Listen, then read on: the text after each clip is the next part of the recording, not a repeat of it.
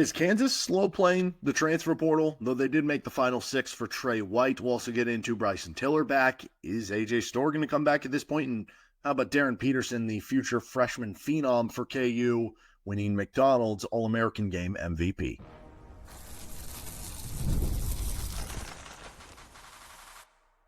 You are Locked On Jayhawks, your daily podcast on the Kansas Jayhawks. Part of the Locked On Podcast Network, your team every day. What's going on? Derek Johnson. This is Locked On Jayhawks. Thanks for making it your first listen every day. Thank you to everydayers catching each and every episode of the show. We're free and available wherever you get your podcasts, including on YouTube, where you can like and subscribe to the show. And on today's edition of Locked On Jayhawks, we're going to talk a little bit about the current portal situation for KU. Haven't gotten anybody yet. Oh no, is it time for panic in the streets? What is going on here? Also, Tre White put Kansas in his final six. We'll quickly touch on that, maybe a deep dive later in the week. Darren Peterson won McDonald's game co-MVP, so we'll touch on that a little bit. And also a little bit on the current roster as it stands for KU. Seemed like we got kind of a commitment that Bryson Tiller would be back for next season. And at this point, AJ Storr hasn't entered the portal. He was the guy that I think a lot of people, including myself, thought was most likely to enter the portal. But now, is that the case? Because it hasn't happened yet. So we'll get into all that on today's episode of the show, which is brought to you by FanDuel Sportsbook. Right now, new customers can get $200 in bonus bets when your first $5 bet wins with FanDuel. All right, we're going to start off the show here with what is going on in the transfer portal for KU. Because to this point in time, we're sitting on April 2nd, which they've been out of the tournament now for I guess if you're listening to this on Thursday, for officially 2 weeks, and still no commits for KU in the portal. And there are teams that have gotten commits while they were still playing, whether it was this year or last year. There have been teams currently that have multiple, commits to their roster. And Kansas, meanwhile, has, at this point, no commits on a team that needs to fill a lot of commits. They have a lot of open spots, a lot of open scholarships available that they need to fill in the roster. Now, on the other side, the NCAA tournament is still going on. Like, the Final Four is happening this weekend. So, what's the big deal that they haven't filled any of these spots? There's a long offseason. There are several months in front of us. Sometimes Diggy Coit didn't join to win, July or August or something like that. Some of this stuff can stretch out a while. So we've got a long way to go. But at the same point in time, Riley Kugel last year was, I believe, KU's first commit from the portal last year. Obviously, didn't end up coming to fruition, which, side note, he has re-entered into the portal. I don't know if KU would have interest or not this go around, but we'll get to that on the later episode maybe. But he committed to KU initially on March 31st. So that would be a few days before, to this point, when Kansas doesn't have a commit. And like I said, there are other schools that have multiple commits right now in the portal. Florida State has a couple. Baylor in your own conference has a couple. Kentucky has a couple. Louisville has a couple, and they've got some really good ones. Louisville's backcourt's looking really good right now. And in what this offseason has become insanely important, both in terms of how the last 2 years have gone, not up to the Bill Self standard, so to speak, and also from a standpoint of building out what is a very empty roster, that it's not just that you need good players, you need a lot of players this offseason, that you want to get a good head start on it. And also the added, pressure of trying to build the perfect roster, so to speak, around Darren Peterson and the special talent that he is coming in. This is an insanely important offseason, right? And certainly to fill as many of those spots as Kansas needs, and as important of players as they'll be, you want to get some early names, if possible, to get out of the way, to keep the momentum going your way, to have the fan support and momentum feel like it's going your way, to get other guys on board, to just have those vibes kind of moving forward in a positive way. Then that becomes tenfold when you consider some of the players available that either have been linked to Kansas, right? Whether it's Keyshawn Hall or Josh Dix or one of these other players, or the ones that they haven't, but would, or, would have made sense as possible targets for KU, players that have maybe committed elsewhere that we thought would have been good targets for KU, and it didn't seem like they got into it maybe as much as possible, or players that have been linked, like I said, with Dix and Hall, to where now it's starting to look like, okay, maybe KU doesn't have the inside edge on either player. And so here we are. There's no commits at this point in time, at least as of recording. Who knows? That could change in an hour. This thing changes so fast with the transfer portal. But I think for at least a portion of the fan base, and maybe it's not the majority, maybe it's, I don't know, but there is at least a good portion of the fan base, I think right now, based on the ones that I see on social media that, interacting with or whatever, a little bit of a what's going on here. I don't know that I would quite pull it all the way to panic mode. Like, I don't know that it's that, but a little bit of like, hey, something's got to start happening here. Like, what's going on, And I'm not to panic mode myself either, but I do find it a little bit puzzling at the very least. It is one thing to kind of wait out the portal for more players to enter and really be picky with what you want. It's another when you have as many spots that KU has that you almost do have to be a little bit more aggressive, in my opinion. And it's also another when there are some top targets that I think would have or do make sense for Kansas that are really out there that it feels like Kansas hasn't been as aggressive. And maybe this is a reaction to last year because it felt like last year they were ultra aggressive. They went out and identified a couple players they wanted and they went out and got them. I don't think the problem, though, was them being aggressive. Like, I think applaud to them for finding the guys they wanted and being aggressive to get them in Riley Kugel early and AJ Storr and Ryland Griffin and stuff. The problem was more the guys they targeted to do that. I think the issue was more fit than how aggressive you were to get them. So I think the solution there to me is find the guys who are better fit and then be ultra aggressive to get them. And it feels like the reaction this year so far has more so been, no, we're not going to be ultra aggressive to get them. Now, is there one possible reason why? And obviously it could be, do they think even more good players are going to enter in the portal at some point in time? Could it just be that, they've liked players, but they haven't loved players to this point in time? I don't know. There's also the possibility that this whole revenue share settlement, which basically the gist of it is that these different colleges are going to have like $20 million to give out to the players. Basically, the schools are going to be paying the players through revenue share. And each school can divvy it up how they want, and how KU does divvy it up, I think, is going to be very interesting between Lance Leipold and Bill Self. And again, that's a conversation for another day, how that's going to work out for KU. But the revenue share settlement is expected to receive final approval from like the judge who has to sign off on it on April 7th. So April 7th, that's, coming up in 4 or 5 days from now, which at that point in time, it's not just about the revenue share. It's also what comes with it, which is this, I don't even know what to call it, like a committee, the NCAA loves their committee. So I don't know if that's the right term for it or not, but this committee, this company, whatever, that's basically going to be the overseer of NIL deals. Your player gets an NIL deal. It has to basically be cleared through this third party that says, hey, looks like your NIL deal, they just gave you $1 million. I don't know. Looks like your market value to us based on, I don't know how they're going to base it on, but is $100,000. That's a vast overpay. You can't get that much money. And I do have questions about how much that's going to work, both from a standpoint of legality, like what happens the first time that happens and a player sues them, and then do they lose in court? Because the court's going to be like, no, it's free market. Whatever somebody's willing to pay them, that's what you can get. Like, that's the free market world that we live in America. So how are you going to stop this? And then all of a sudden that goes away? Or is it going to be something where they are able to do it, but it's just not going to work practically in the same way many of the NCAA committees, many of the NCAA review processes took way too much time? Or, all of a sudden you wouldn't hear of something until 5 years later, or an eligibility request would take way too long.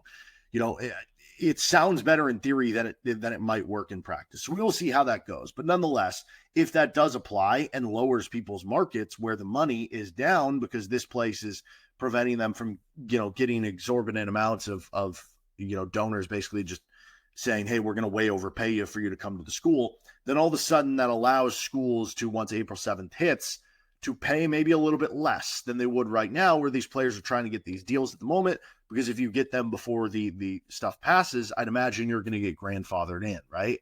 That it would have been agreed upon before, and those weren't the previous rules, so you're going to be okay. It's entirely possible KU is waiting to do that. And so I think that's going to be very interesting to see if KU goes on a frenzy after April 7th, or if they do land a commit before then, and how that all kind of works out. for KU in the end. And as I did mention, they did make the final 6 for Tre White. So we'll see there if his timeline speeds up before the April 7th. They're one of 6. He used to be committed to KU. He's a good defensive wing that we'll break down in another episode. 6'7" wing who not much of a shooter, but just a good kind of basketball player, solid rebounder, solid defender. So is interesting there as we talk about his Kansas slow play in the portal, that they at least have gone after guys like Josh Dix and Keyshawn Hall and Tre White. Maybe they're just identifying, hey, the guys we really want, we're going to go after them now. The other guys, maybe we'll just wait till after April 7th. And maybe there's no truth in that. Maybe it's just happenstance that these things have lined up, but certainly kind of feels that way at this point in time for Bill Self and KU. All right, Darryn Peterson. He'll be on the roster next year. He won McDonald's game MVP. Let's talk about how good he is.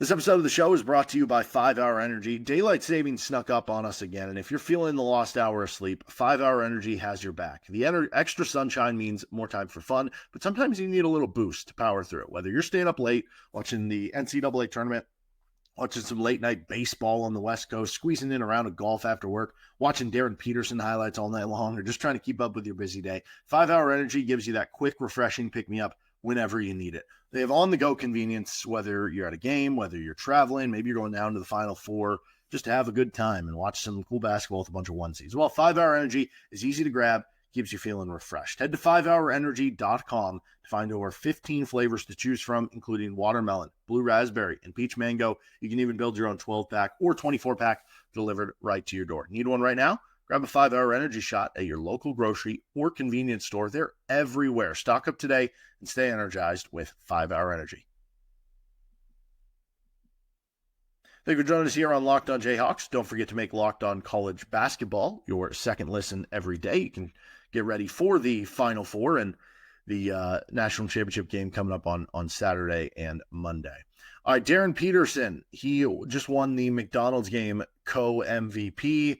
He shared it with, I always forget. It's like Cayman, and Cameron or something. I don't know. I'm so lost with when you have twins, and I just don't, whatever. One of the Boozer twins for Duke got co-MVP with Cameron Boozer. Cameron, that's what it is, with Darryn Peterson. But what's really impressive to me is Peterson gets co-MVP here in a game where he did not really shoot well, right? I mean, it wouldn't be easy, but it would be a lot easier for a player to win MVP of an exhibition game in a one-game sample when it's just like, oh, they just got hot from 3 in a game. Like you think about if they would have given an MVP to the, what would that have been, 2018 Champions Classic, it would have been like Quentin Grimes, right? In a one-game sample, Quentin Grimes was hot from 3. But that didn't really describe his game, at least until a couple years later at Houston, when he turned into a first-round draft pick. With Darryn Peterson, he didn't win MVP here just because he was hot from 3. And then you have to worry, is he going to always be that hot from 3, which didn't happen with Quentin Grimes. Peterson was just 1 for 6 from 3 in this game. Now, the one he made looked really confident. It was kind of up in transition. But he went 6 of 8 on 2-point shots. He went 3 of 4 at the foul line. He had 7 rebounds, which was tied for the team high in that area. He drew 5 fouls on the defense, which no one else on either team drew more than 3 fouls on the opposing team. He scored 18 points to go with 3 assists. He had just 1 turnover to the 3 assists, and he had 3 steals and a block. So he just did a little bit of everything, and outside of 3-point shooting, he did everything very well in this game. And that makes it even more impressive because all of a sudden then if he has a 2 for 6 game, which is more of just like an average 3-point shooting game, he's over 20 points. You have a 3 for 6 game, which is a good 3-point shooting game. All of a sudden you have 24 points with all those other things you did well. This kid is just a absolutely complete basketball player, and it is going to be so exciting to watch him in a Kansas uniform. And there is a part of me that's like, whatever. What do we really think of that? Like, I just can't really get into like the whole exhibition scene and the McDonald's All-American thing. And honestly, it might date back to the, whatever that was, 2015, 2016, 2014, something like that version, with Sheck Diallo won MVP.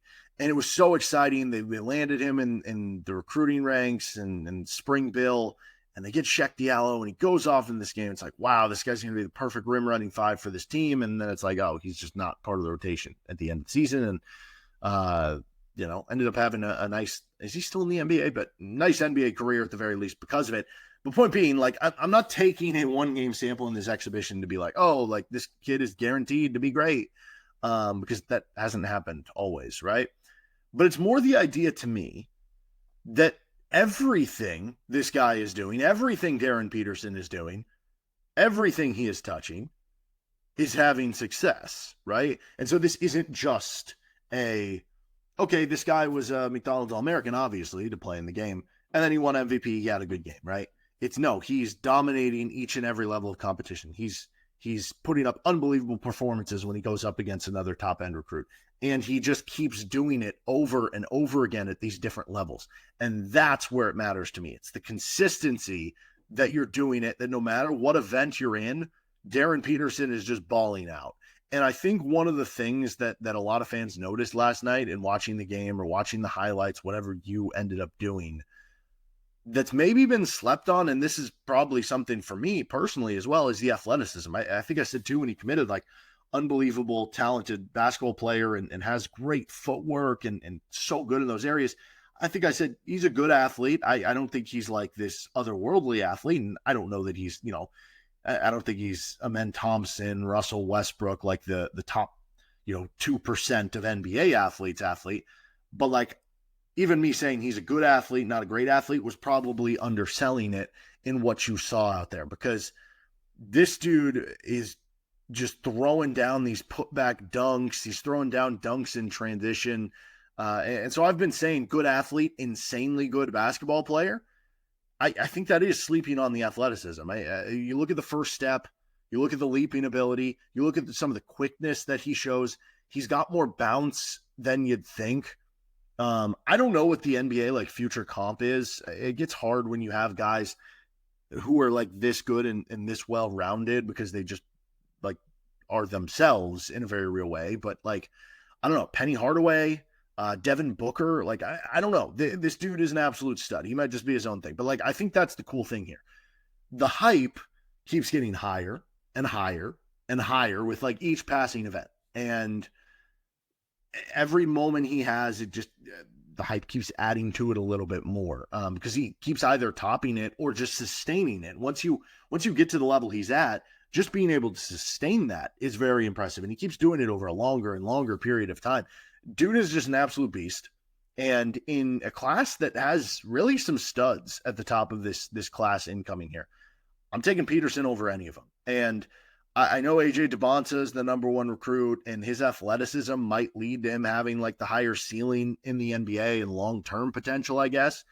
But if we're just talking impact in year one, which is, I mean, we're talking college basketball here with Kansas, I've always thought there should have been a site that just does, freshman rankings for college, right? Because that's, you look at 24/7 Sports and ESPN and some of these different sites, they're ranking them for their long-term basketball career, which is great because it does show their long-term potential. But I've always thought there should be one site that just does it based on who are the most ready to make an impact right away as a freshman. Like, perfect example, Grady Dick was ranked in like the, late teens. He was like 18, 20, that kind of range. But when you talk to people about who are the most ready freshmen to make an impact in year one, it's like, oh, Grady Dick would be top 10 easy, if not like top 5 there, right?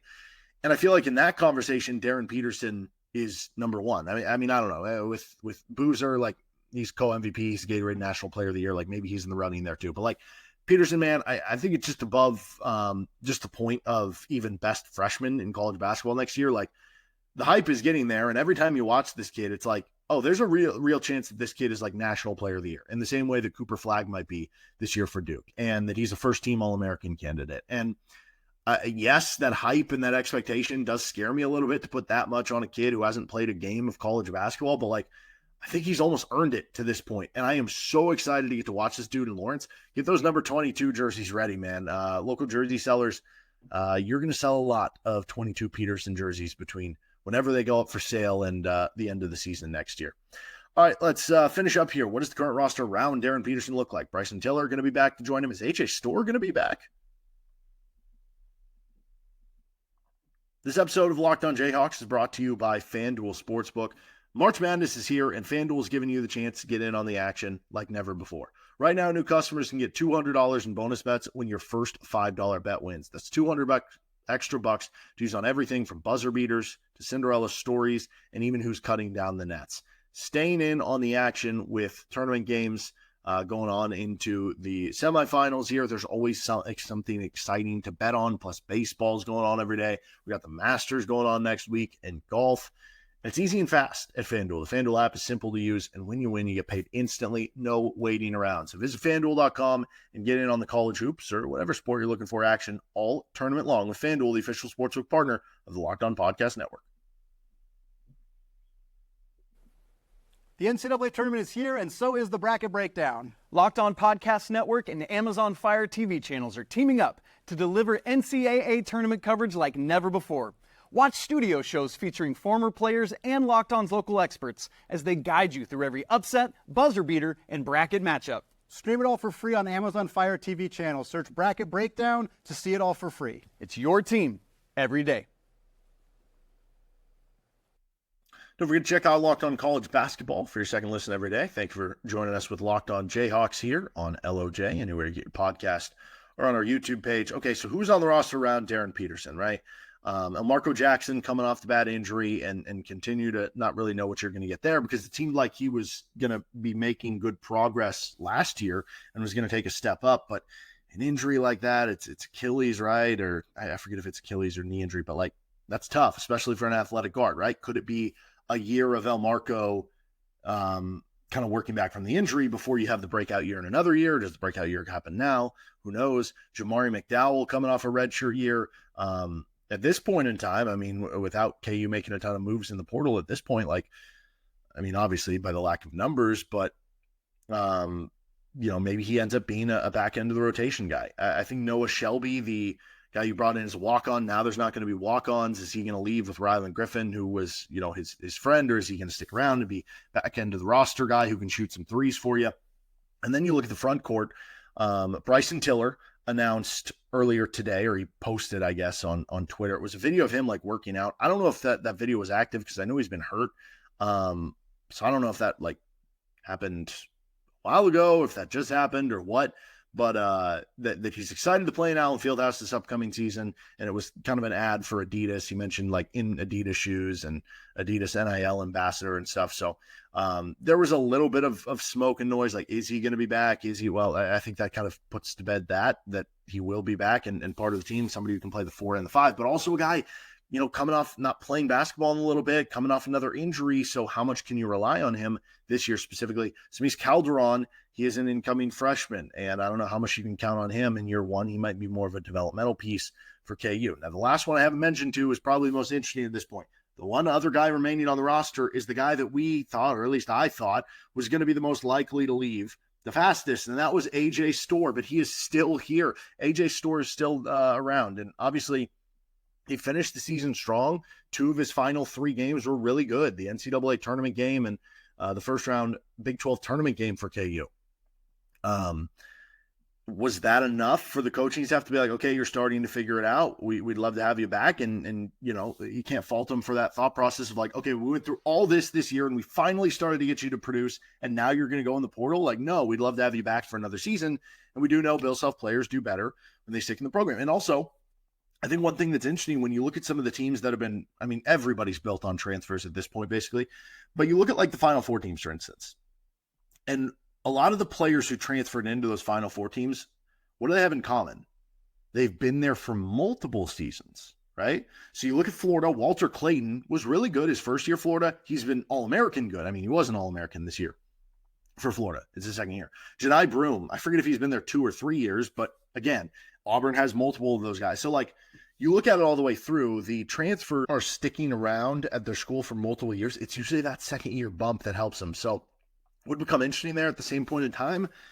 Do we love the AJ Storr fit, right? Because there were times where it wasn't just about the lack of fit. Maybe it works better now with the cleared out roster, but it also felt like it was about the, I don't know, like the lackadaisical nature on the floor, the bad throwaway turnovers, the, how much are you giving? How much is the motor running 100%? I think AJ Storr is a good kid. It's just, he's not one of those people who operates at a 100% motor all the time, And I don't know how well that works with Bill Self necessarily, but apparently at this point, if he's still here, if he is going to stick around for another year, then that tells you, I guess, the staff is interested enough Does that tell you that they're worried about their ability to bring in guys in the portal? Does it tell you they are higher on AJ Storr than we think? But if they were so high on him, why was there the lack of playing time for a majority of the season? I don't know. Lots of questions here with what could go down. So we'll wait to see something official there, I guess, because I think you're going to either see a post or portal or whatever it ends up being for AJ Storr. Going to be very, very interesting to talk about for KU. All right, that'll do it for this episode of Locked On Jayhawks. You can find our show anywhere you get your podcast, including on our YouTube page. And we'll see you next time for LOJ with some more transfer portal talk.